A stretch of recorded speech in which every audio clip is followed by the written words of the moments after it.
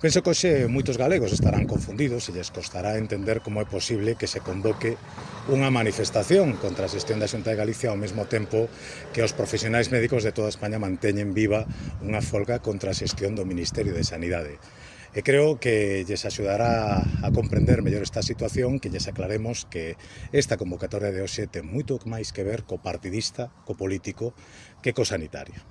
Nos estamos convencidos que Galicia sigue a ter un dos mellores sistemas sanitarios do mundo, que pasa dificultades, motivadas fundamentalmente pola dificultade de atopar profesionais de determinadas especialidades, nomeadamente atención primaria e pediatría. Pero ese non é un problema de Galicia, é un problema que estamos a sufrir todas as comunidades autónomas de España e todas elas levamos anos facéndolle propostas ao Ministerio para intentar paliar e solucionar ese sistema sen que o Ministerio nos faga caso. Polo tanto, hoxe é un día para definir de que lado nos poñemos, se dos lados dos que prefiren o ruido, a pancarta e a algarada, ou do lado dos que prefiren a xestión,